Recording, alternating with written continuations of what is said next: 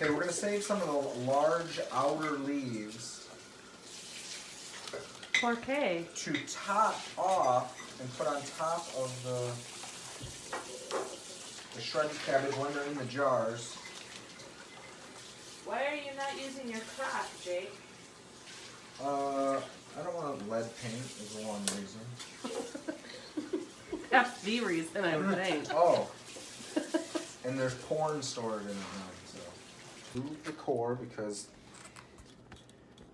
it is bitter and also will take way too long to ferment versus the other.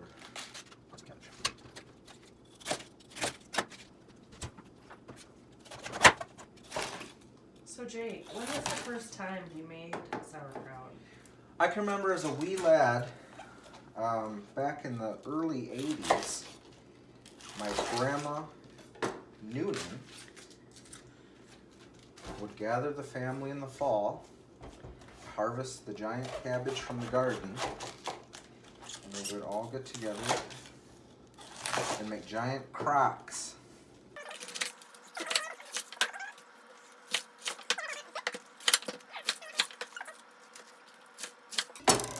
Now, you want normally your cabbage to be as fresh from the garden as possible because it will have the most water retention.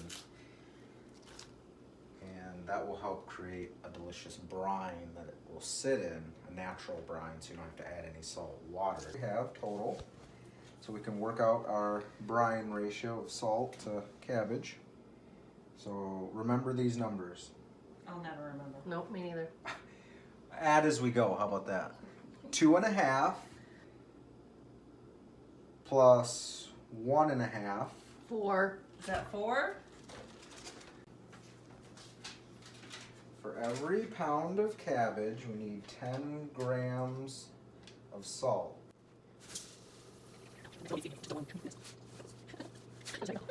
Okay, that's how much salt. 10 times 4.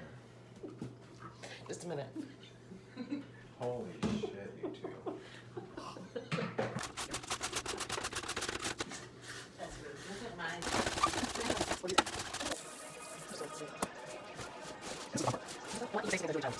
And then you have to massage the cabbage to release the moisture.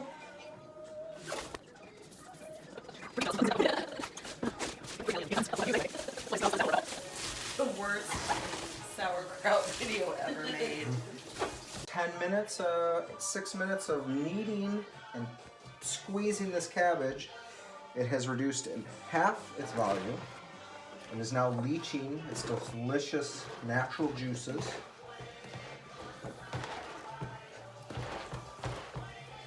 And we'll let this sit for at least 10 minutes and come back to it to see how much liquid has come off of it. This is the messy part, not the fun part. We're going to want to leave room because there will be a fermentation taking place. There will be a bubbling. We also have to weight this down, so you want to leave some gap.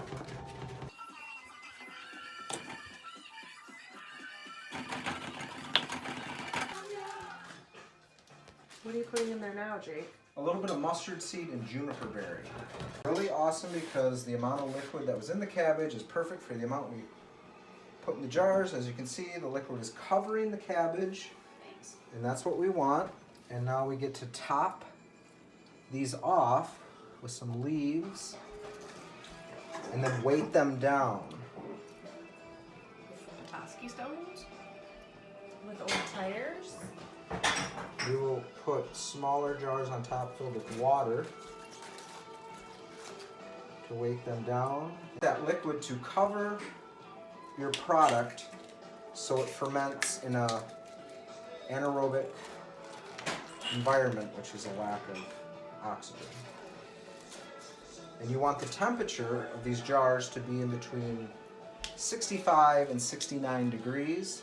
If you go above 70, it'll ferment too quick and you'll have a soggy, mushy sauerkraut. And if you go below 65, it'll take too long to ferment and it'll just slow the process down and it won't be a desirable cabbage. sauerkraut product. Okay, so we put the weights on. They're completely submerged under the liquid. We'll let this sit for at least 1 week before we try the sauerkraut. I imagine 2 weeks on the larger jar. And we'll put it in a temperature stable environment.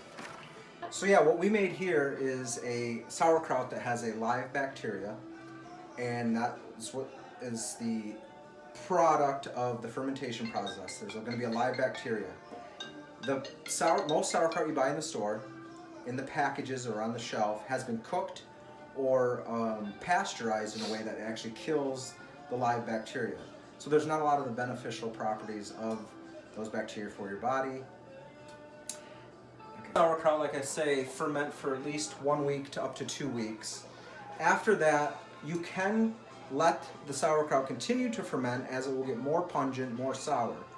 In the 2 week period of time, we'll taste it, and when you want to freeze the fermentation process and stop that process, you'll take it and you can put it in your refrigerator.